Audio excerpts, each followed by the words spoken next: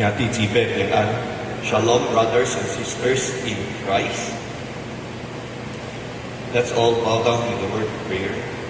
Gracious Heavenly Father, full of mercy, full of grace, we thank you yet even for today, even though it's raining hard, by your grace, you have allowed us to gather together to worship you, to praise you, for you deserve our everything.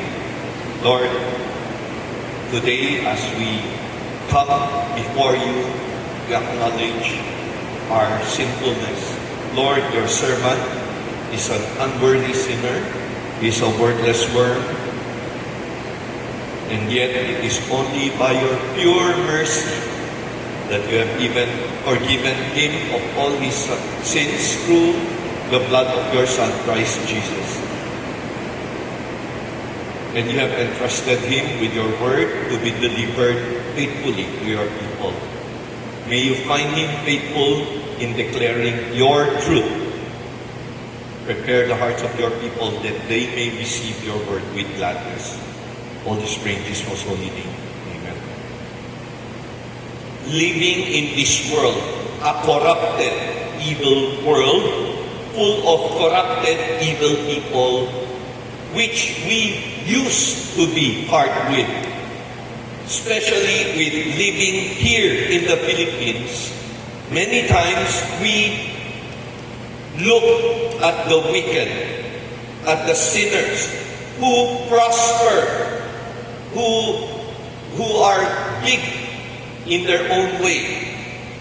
And sometimes we just feel sad for ourselves. Sometimes we envy them and we get depressed. And sometimes we get to a point of anger such that we are close to sinning.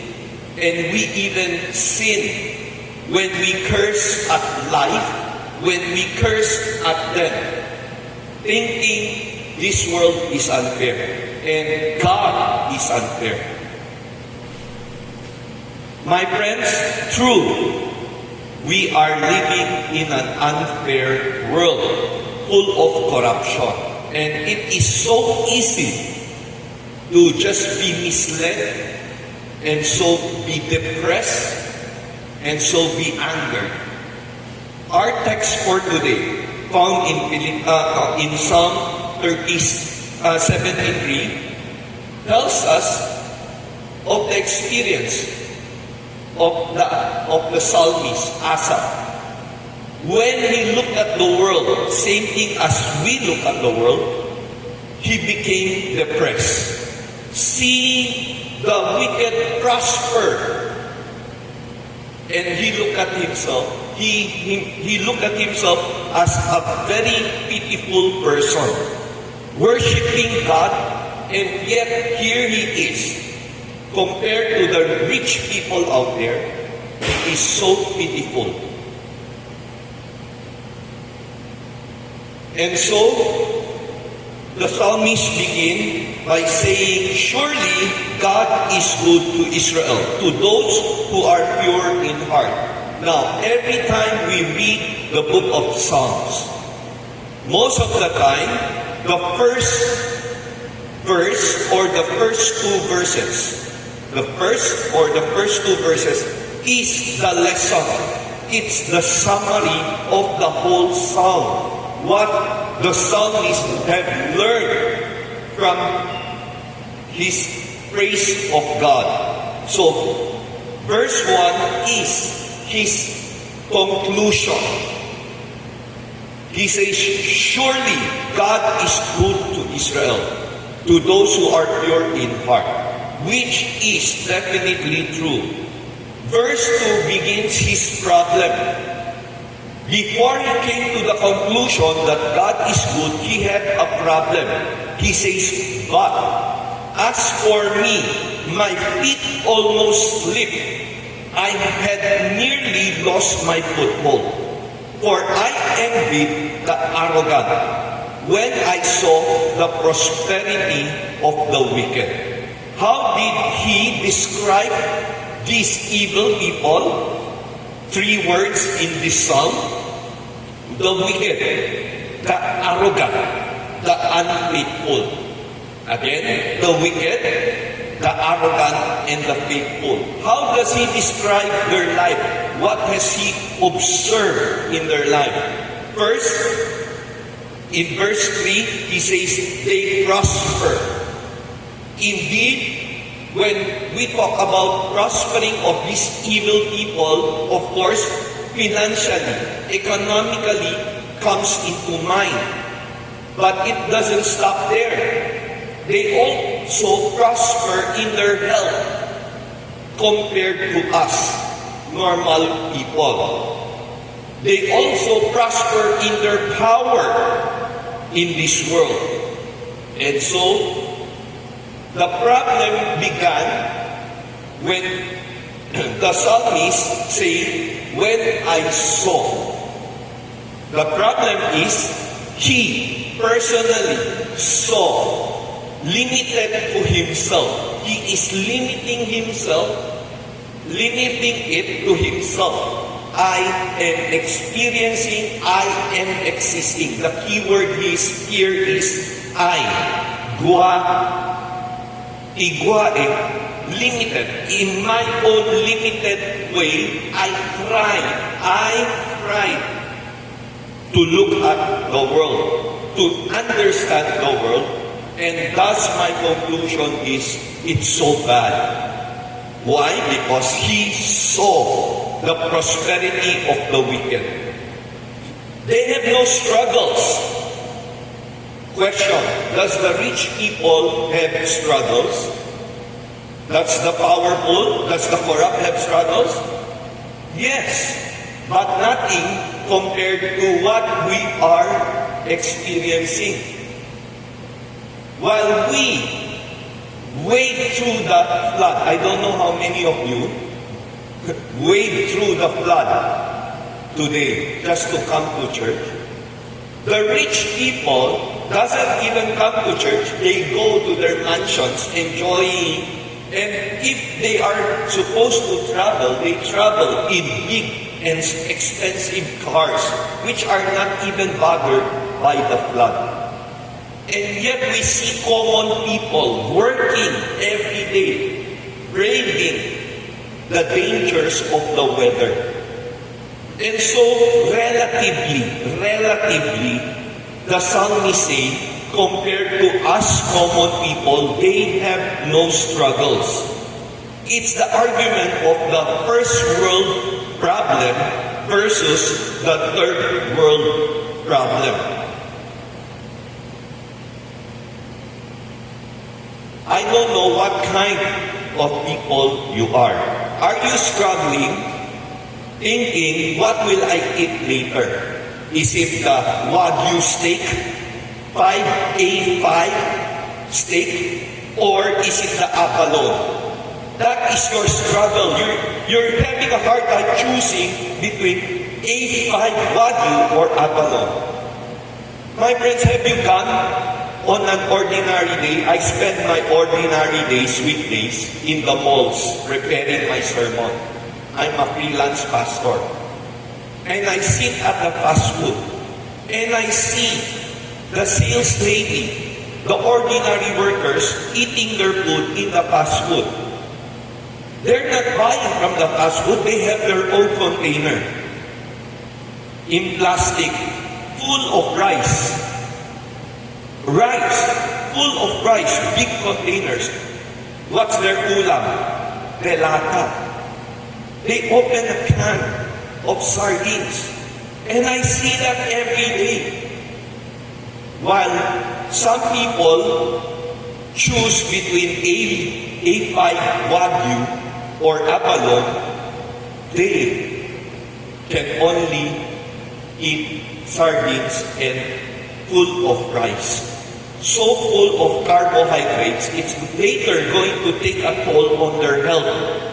Rice would affect your diabetes. It would sugar spike. And so, they have no struggles. When you are sick, your choice is whether Chinese Gen or St. Luke's. While these people do not even dare go to a hospital. And so, we begin to see the disparity, the difference between the wicked versus the faithful. During this time, the faithful struggle because they cannot use evil means to gain wealth, while the rich people can easily gain wealth. Their bodies are strong. Their bodies are healthy and strong. Why? Why does the rich people, the evil people, the wicked people, the arrogant people, why are their bodies healthier versus the common man? Why are they healthier and stronger? Why? Because they have means to buy vitamins. Healthy option is a very expensive shop. Do you agree? And they can easily buy all those vitamins to supplement their health. While the poor people only have rice and canned goods full of preservatives. That's why high blood, just this week, just yesterday, we realized this week alone, we know of 3 heart attacks. Then, so yesterday I went to my one of our youth in Malabon. Her mom died of heart attack. And I realized when I talked to her last night, it was diabetes. So she was in the hospital for diabetes, for a wound in the feet that won't heal.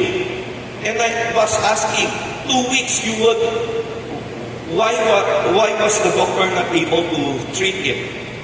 Again, it was diabetes already. And she was unconscious for 2 weeks. And then came the heart attack. And she died. My sister-in-law, who works in American Eye, her co-worker, younger than her, also suffered a heart attack and died. The other one was the mother of our co-teacher in MGC New Life. 3 heart attacks this week alone. And so, help. You can somehow take medicines, help. The rich can afford vitamins, treatments. When rich people get sick, they have the option to go to Singapore, to Korea, to Taiwan, for better. And yet these poor people do not even have the capacity to go to a hospital to pay. And so, they eat more nutritious food versus canned goods. And then the psalmist say they are free from the burdens common to man. They are above another level. They don't trouble themselves with the flood. Why? Because they have cars, big cars, and they live in big mansions, while the poor people have their houses blown away. They are not plagued with human ills. Again, not just sickness, but everyday troubles. Typhoon, rain. They commute every day. Have you tried riding the LRT on a busy work hour? Okay. Again, I get to commute sometimes. Okay, and it's really a nightmare to line up.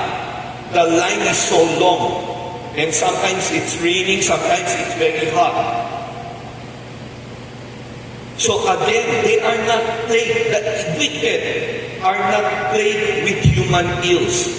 And so they pride themselves with all their success like a necklace. Pride is their necklace. They distinguish themselves above the other people. They are proud. They clothe themselves with violence. So we are not just talking about rich people. These are wicked people. These are rich people, powerful people who have acquired their status, their power, their riches through evil means. That's why the psalmist said evil, wicked, arrogant. unfaithful.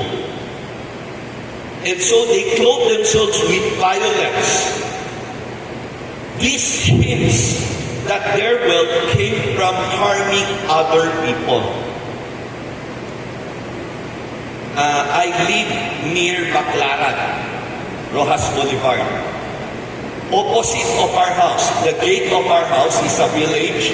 Opposite our house is COD.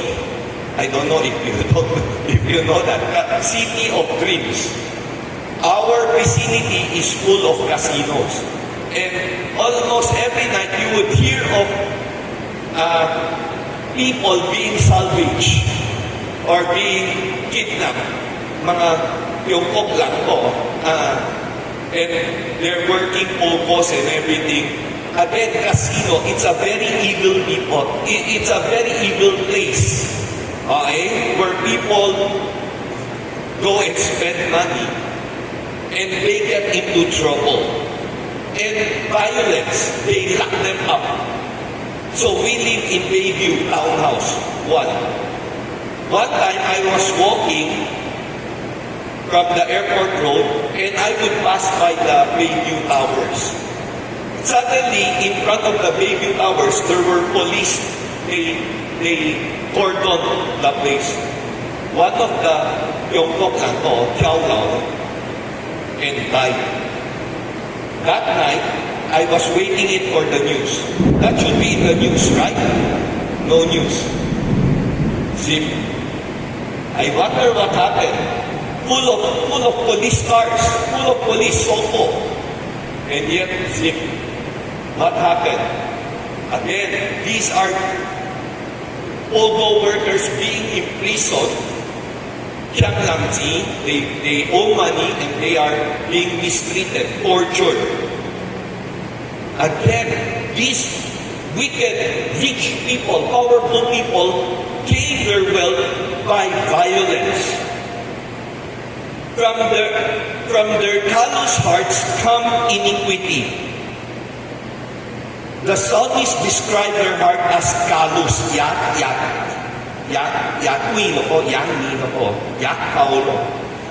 Again, Romans chapter 1 verse 21 tells us, for although, speaking about evil people, although they knew God, they know God, they neither glorified Him as God nor gave thanks to Him.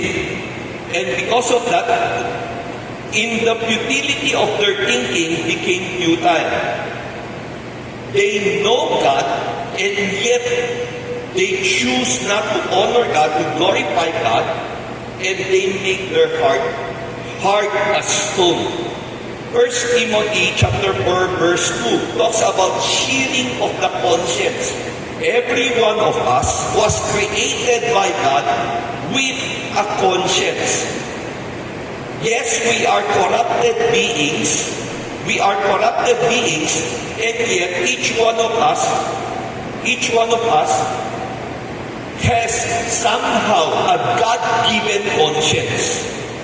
You know the moment you were born that somehow lying is wrong. And yet, later, as the child grows up, the first time he lies, the first time we cheat in the test, we feel it's wrong. And yet, later, it becomes natural. Why? Because we sear our conscience.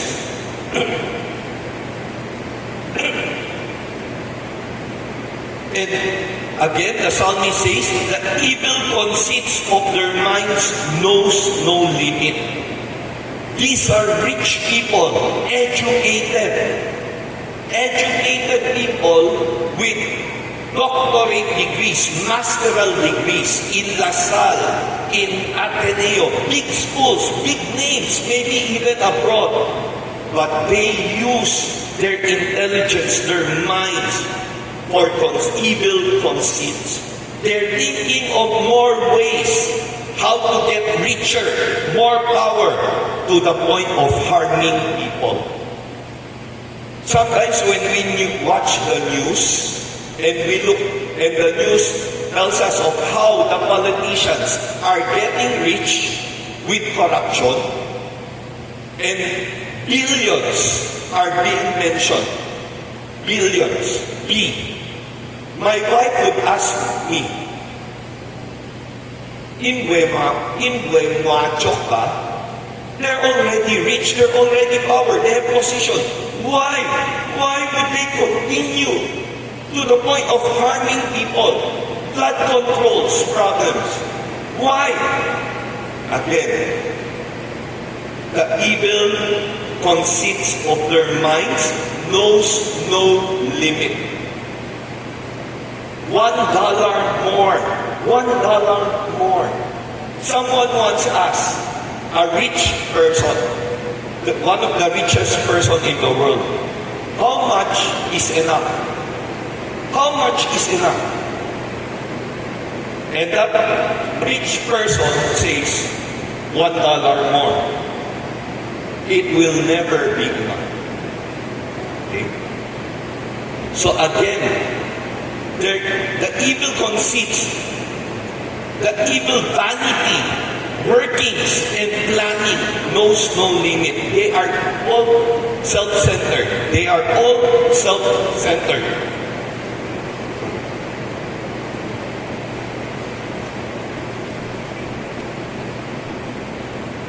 They scoff and speak malice. They insult people. They look down at people and destroy others with their mouths. In their arrogance, they threaten oppression. Again, telling us that in their riches, their power came from evil means. They won't even admit wrongdoings, and they threaten their enemies. Whenever someone speaks against the evil thing that they do, first, they don't admit. That's why we have all these impeachment trials and kaso like kaso ito. Because it's so clear, money is being spent corrupted. Corrupted monies, illegal means, and yet no one would own up to their mistake and would even destroy, would even attack people who are speaking against that evil. Their mouths lay claim to heaven. This is another level. They don't just attack people, they don't just involve themselves with evil things. They attack heaven. Their mouths lay claim to heaven. With wealth and power, often relates to blessings from above. Blasphemy. Blasphemy. We have pastors, so-called pastors, false pastors. Benny Hinn recently attacked his people who are saying the evil that he has done. He says, don't you ever attack the man of God. He is claiming power, authority from God, and you cannot attack me. Their tongues take possession of the earth. Why? Because the blessed of God, the riches in their culture, di na hobya ko, di na selat ko.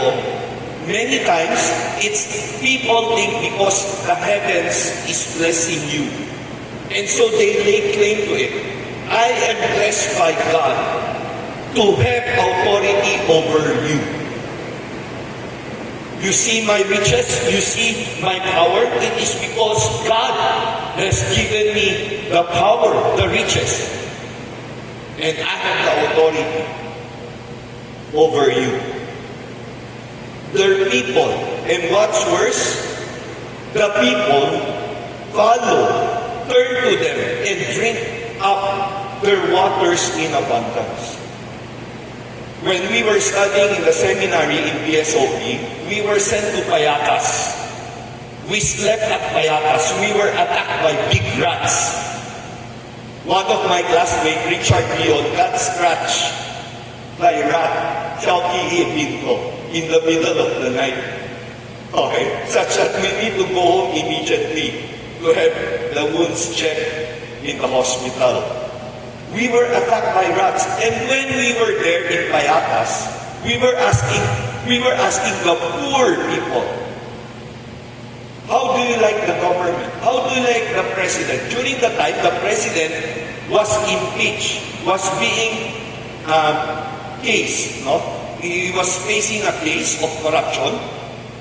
Everybody knew him, and it was in the TV every day that he has a corruption case. And we asked, how do you like the government? Oh, we like it. Really? Haven't you seen the news? Oh, we don't care. Because one time he came here, gave us canned goods.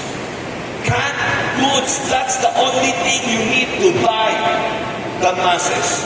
Yesterday, I was talking to our missionary, Pastor Gabo, in Leyte, Samar. They were doing church planting.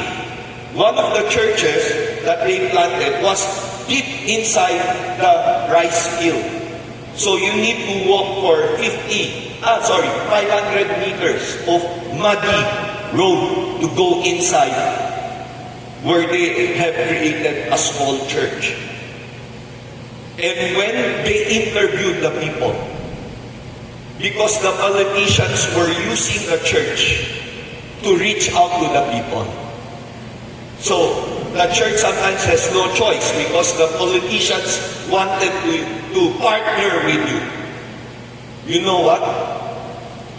The pastor said, 3 kilong bigas, 3 kilos of rice, and they're so happy they would worship you.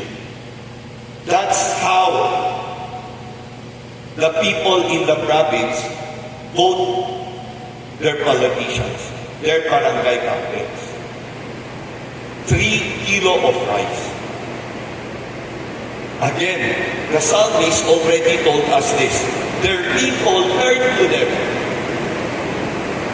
and drink up the waters in abundance. Although they knew that they're getting rich because they're suffering, these people are getting rich while they are suffering. Come election time, 3 kilo of rice. 1 canned good is all it takes. And they're happy.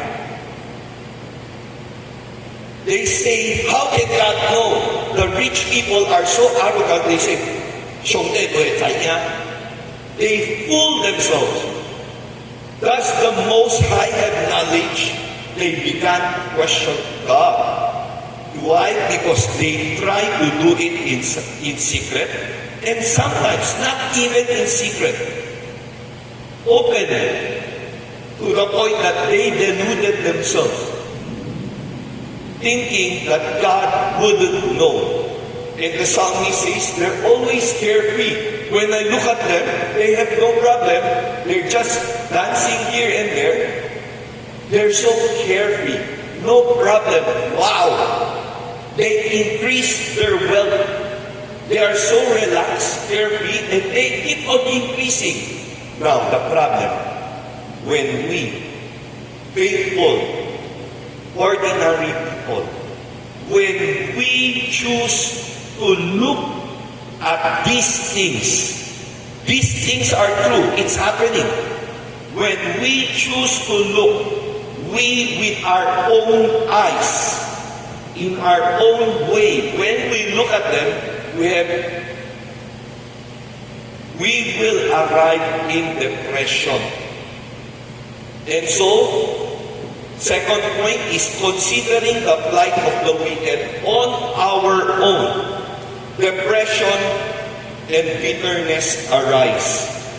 The psalmist said, when I saw gua unsin, Gua only I, when I use myself to look, to see, to understand, what do I begin to see? What do I conclude? I envy.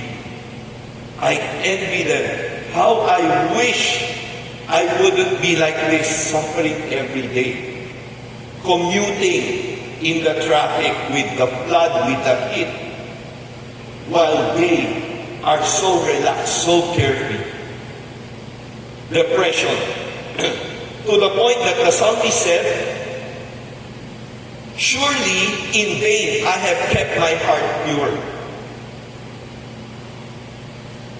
when you, as a believer, as a student, in your class, everyone cheats while you, a worshiper of God, of Jesus, of Yahweh, said, I will not cheat.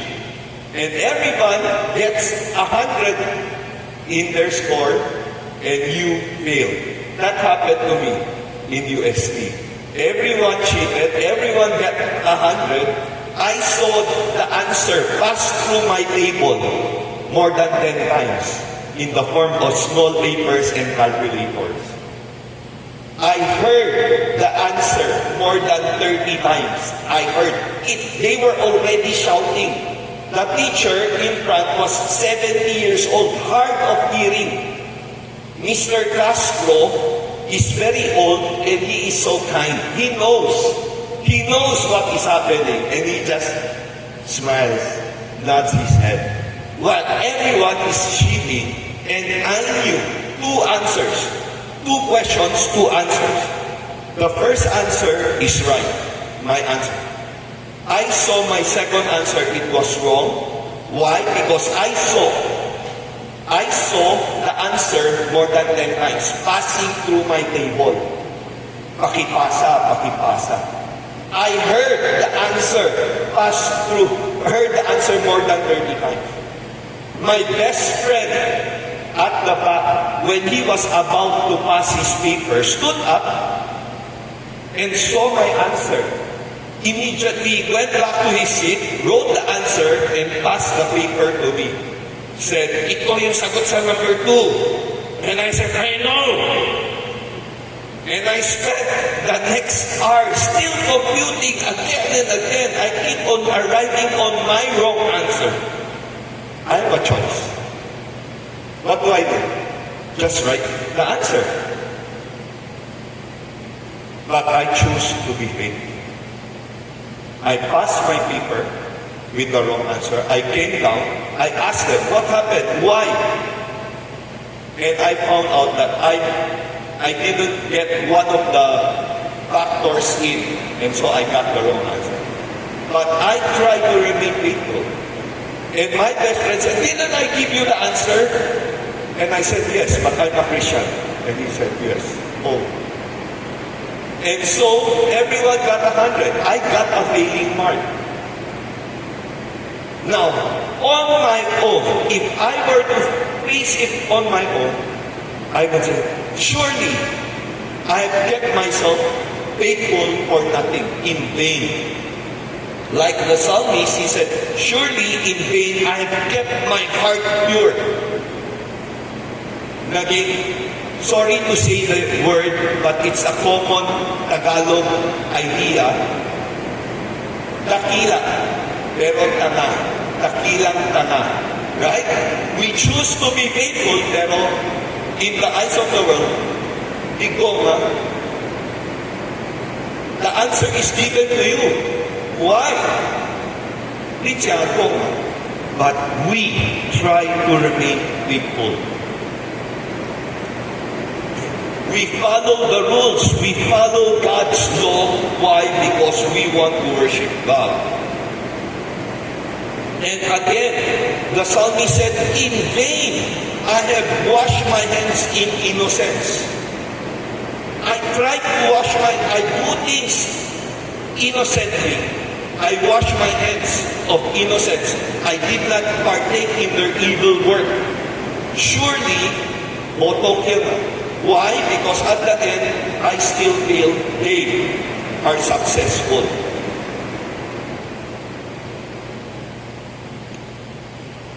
And the psalmist again said, all day long I have been plagued. I am punished all day long. What it is yakan ko sima? Constantly, I feel very bad. Assaulted, afflicted, insulted in my logic and in my being. Grabe. So, you get ulcers. Depressed. Why? I am being faithful to you, and yet look at what I am right now. I have been punished every morning, the psalmist said. every morning he wakes up thinking it will be a different day? No, it still remains the same. You are plagued, you are punished every morning. Depression comes in.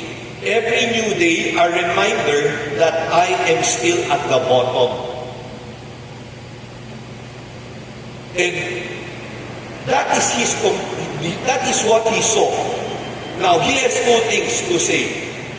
Whether I admit that their way is the best because they're getting rich, or I continue to remain faithful and still lose. The psalmist said, if I had said, I will speak thus, I would have betrayed your children. If I told my fellow Christians, my fellow church, this is what I'm seeing, it's likely so unfair. It would also bring the people to depression. And that's why the psalmist said, if I speak thus, I would have betrayed your children. It was oppressive in my understanding, the psalmist said. It was so oppressive, I can't make sense of it. On my own personal way, I cannot understand it. It is an assault that I cannot swallow.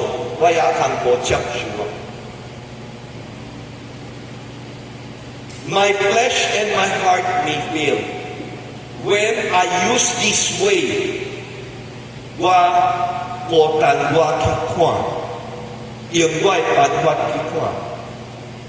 heart and my flesh will fail. You would have ulcer, insomnia, and later it would affect your whole being.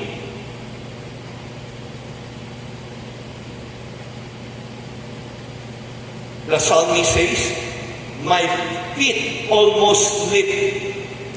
I almost slipped. I had nearly lost my foothold because of envy. I nearly stumbled. I almost acknowledged defeat to the point of cursing God and cursing men. This reminds us that Jesus said He is the solid ground. Everything is sinking sand. But many times, we rest on sinking sand. We don't rest on solid ground, who is Jesus Christ. And so, we sometimes slip, we sometimes stumble. And my heart was grieved, and my spirit was bitter and embittered, says the psalmist. It was overwhelming sadness. Even every faculty in my being is bitter. And it became senseless. And I became senseless and ignorant. Why? Why do you become senseless? Because we complain to God. And we become ignorant. And finally, the psalmist says, when he began to talk to God about these complaints, he was like a brute beast before God. Sinchu, Yesu, wild animal, wild beast. No understanding, all parts, when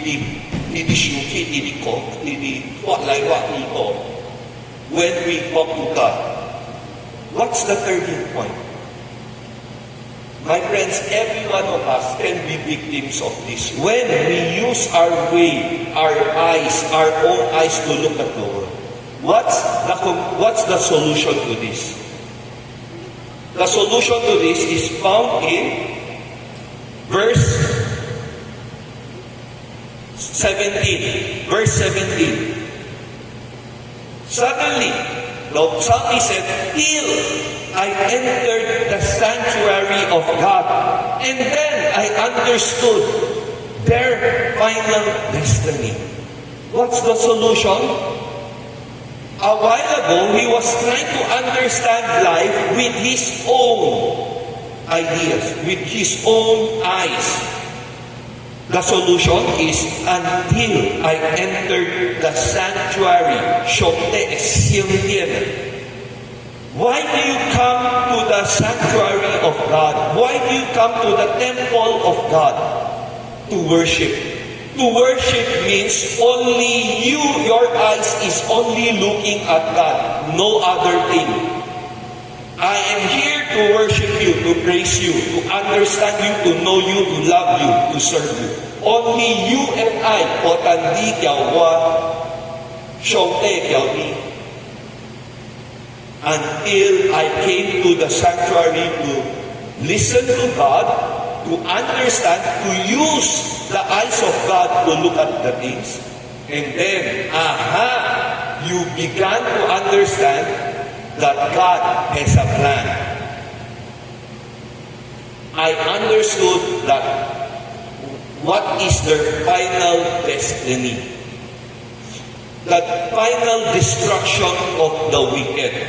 What this means is you put God into the equation of your life. When you use your own self to look at life, you will be depressed, you will envy, you will sin. But put God in the equation and use God as a looking glass into the world, and then you realize, God says, the psalmist says, God placed them on slippery ground. Sama si Ito, a while ago, it was the psalmist who almost stumbled, slipped away.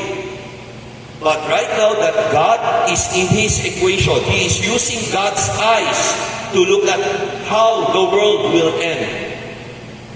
He realized that God will make these evil people, these wicked, he has placed them on slippery ground, sudden and quick. Suddenly and quickly, they would stumble. You cast them down to ruin. God has placed them will cast them down to ruin. Suddenly. Sometimes, in all history, you look at the emperors, the big evil emperors. Look at Hitler. Just imagine the height of Hitler, his power during that time. He controlled everyone's right? He had plenty of arsenals, of soldiers, of armory, of tanks, of planes. How sudden. You cannot even imagine how will these big people fall. Is it even possible? They're so high up. You wait out. That how will they fall? And yet, guess what? In a matter of years, suddenly, they're dead. They're nowhere to be found. Look at our presidents. Where are they right now? One is being locked up. It used to be, you're thinking, how will he fall? And yet, here he is right now, in prison. God will cast them down to ruins, to nothingness. How suddenly are they destroyed, completely swept away by terrors. A while ago, they are bringing terrors to people. But right now, they are experiencing terror. They will know terror. They will know fear. And as a dream, you will despise them as a nightmare. God will just look at them and they're just fantasy. They're just nightmares. They're unreal. And they will perish. The psalmist says, they will perish. maybe physically, maybe God will make them perish, suffer, dead, but definitely spiritually, they will burn in hell. You destroy all those who are unfaithful to you, those who deny God. And so what is the lesson to us people, the faithful people of God? The psalmist used the words pure in heart and Israel, the people of God who keep themselves pure for God. The psalmist says, surely God is good. We have to understand that if we know God, surely He is good even in the midst of all these evil things.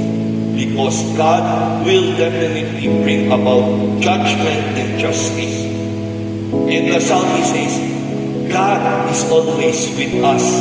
He never left us. The psalmist says, He held me by His right hand. He holds us by our right hand. Sinsyukin ako. God is holding our hands. Caring for us like a child, holding our hands, even in the midst of danger. I don't know, have you ever noticed a child going into a room, dark? What does he do? He backs out, right? He's fearful. But you hold his hand, like, lansakap niya, and he goes with you. Relax. We are the faithful. We are the ones who God is holding our right hand. He guides us by His counsel. God, with His word, is telling us how to look at the world. This is His counsel. This is the proper way to look at the world. Or else you would envy them, you would sin against God. But when you look at God's word and let that guide you to look at the world, and you begin to say, it's okay. It's okay to suffer for God in this world temporarily. Why? Because one day we will be with God in His presence, enjoy everything for eternity. And so I look back on that day that I did not write illegally my answer to that test. And I said, it's okay. It's okay. I remain faithful with God, and God will reward me. And that psalmist says, later, God, tangible, God will take us into glory. Later. Not now, but later. We only have to be patient. So what should we do? What is our commitment to this God? Make God our strength, the strength of our hearts, and our portion forever. Verse 26, my flesh and my heart may fail. My flesh and my heart may fail, but God is the strength of my heart and my portion forever. Our portion means our hope, our hopes. We will rest on Him. And thirst for God in heaven. Long for God in heaven. We have to long, not long for riches in this world. We cannot attain this.